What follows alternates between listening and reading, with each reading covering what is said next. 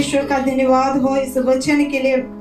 जैसे 13 वचन में लिखा है कि परंतु वह झट उसके कामों को भूल गए और उसकी युक्तियों के लिए न ठहरे।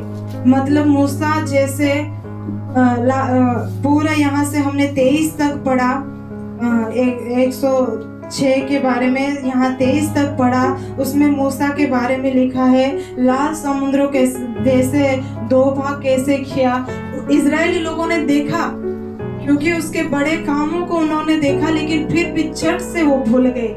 आज हमारे जीवन में भी ऐसी ही परिस्थितियां आ जाती हैं। जैसे अगर हमारे जीवन में मुसीबतें आ जाती है या किसी को लेकर हम चिंता में हो जाते हैं या घर की परिस्थिति में हो जाते हैं, तो हम भी झट से उसके पराक्रम के कामों को हम भूल जाते हैं और छोड़ देते हैं। लेकिन यहाँ फिर भी परमेश्वर का अद्भुत कार्य परमेश्वर यहाँ मूसा के साथ करता है। हमें कभी भी उसके पराक्रम के कामों को नहीं भूलना, क्योंकि हमेशा वो हमें लेके चलता है। इसलिए परमेश्वर का धन्यवाद हो और परमेश्वर की स्तुति हमारे जीवन से हमेशा होती रहनी चाहिए। मूसा के जीवन में बहुत सारी ऐसी मुश्किलें आई, क्योंकि इजरायली लोगों को छुड़ा कर लेके आना बहुत बड़ी कठिनाई की बात थी। जैसे लाल समुद्रों को 2 भाग कर दिया और ऐसे लेके जा रहे थे कि यहाँ हमें मारने के लिए लेके आया है। ऐसे जो इजरायली लोगों थे मूसा को सुनने में आता था, लेकिन फिर भी मूसा यहोवा की ओर दृष्टि रखता था और यहोवा हमेशा उसका साथ देता था और मूसा की बात सुन के और जैसे यहोवा जैसे बताता था वैसे आगे बढ़ता चला जाता था। लेकिन अगर हम होते तो हम शायद पीछे हट सकते थे, अगर वहां पे हम हो सकते थे तो, क्योंकि फिरौन की सेना पीछे है, इजराइल लोगों को उस साइड लेके जाना है और सामने देखते हैं लाल समुद्र है, कैसे लेके जाएंगे। एक तो इजरायली लोगों ताना मारे हैं, अच्छा होता कि हमें वहीं वो मरने देता, यहाँ अभी कैसे ये निकालेगा, ऐसे सुनने में आता था। लेकिन फिर भी वो यहोवा की बात सुन के तुरंत उस पानी के समुद्र को वो डांटता है और वो सूख जाता है, ऐसे यहाँ वर्णन किया है। लेकिन परमेश्वर का महिमा वहां पे भी परमेश्वर ने दिखाया इजरायली लोगों को। लेकिन फिर भी वो मिस्र में से जैसे निकल गए और मूसा 10 आज्ञा लेने के लिए पहाड़ पे चला गया और तुरंत सोना चांदी सब निकाल के बछड़ा बनाने लग गए।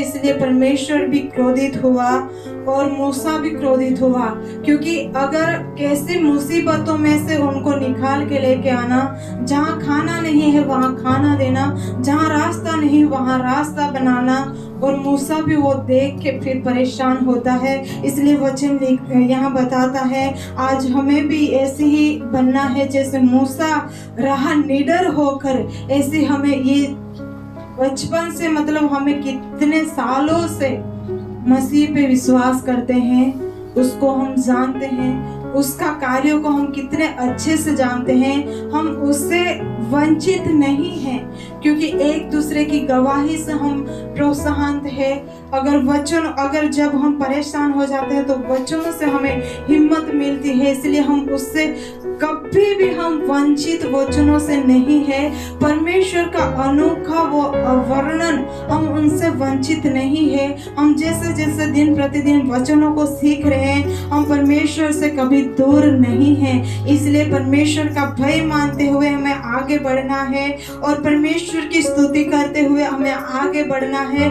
जो उसके किए हुए उपकार को हमें याद करके आगे बढ़ना है, कभी हमें भूलना नहीं है और परमेश्वर की स्तुति हमेशा करना है। इसलिए परमेश्वर का धन्यवाद करना है। जैसे मूसा निडर होकर उसकी स्तुति करता रहा और परेशानियों के साथ भी उसके साथ परमेश्वर के साथ बना रहा, और यहोवा भी मूसा के साथ बना रहा, क्योंकि मूसा को यहोवा ने चुना था, हमने नहीं, किसी व्यक्ति ने नहीं चुना, लेकिन परमेश्वर ने उसकी सेवकाई के लिए उसको चुना था।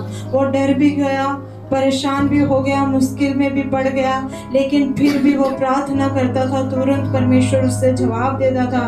वैसे ही आज भी हमें बनना है। जब भी हम परेशान हो जाएं, हमें परमेश्वर के साथ बातचीत करना है। मूसा को अगुवाई करने वाला, हारून को अगुवाई करने वाला, यूसुफ को अगुवाई करने वाला, दाऊद को अगुवाई करने वाला, आज भी हमारे साथ अगुवाई करने वाला वो जीवित परमेश्वर हमारे साथ है। हमें कभी डरना नहीं। आज की आराधना ऐसी ही हो जाए कि जैसे मूसा के साथ आप थे, हर एक परेशानी में, हर एक मुसीबतों में, हर एक कष्टों में आप थे, वैसे ही खुदा आप हमारी परेशानियों में आप हमारे साथ है। हमारी बीमारियों से आप आज़ाद करने के लिए आप हमारे साथ है। जैसे हमें लगता है कि ये कठिन राह हमारे जीवन में आ गई, लेकिन परमेश्वर आज भी करने वाला योग्य परमेश्वर है, जो उस समय लाल समुद्र को दो भाग करने वाला आज भी वो दो भाग कर सकता है। ऐसी मुश्किलों को परमेश्वर हटा सकता है।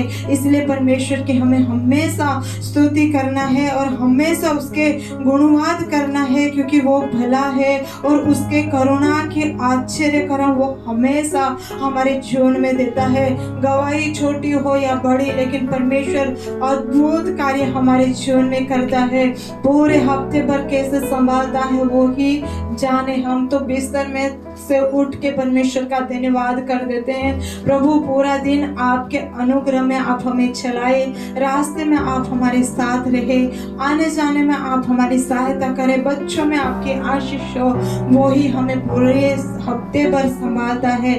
आप मानो या ना मानो, हमारा भरोसा केवल परमेश्वर के ऊपर होना चाहिए, क्योंकि वो ही हमें सर्वदा लेके चलता है। उसके आश्चर्य कर्म को हमें कभी नहीं भूलना, उसके गुणवाद हमें कभी नहीं भूलना, क्योंकि हर ऐसी मुश्किलें जब आ जाती है तो हमारा इंसानों पे भरोसा हो जाता है।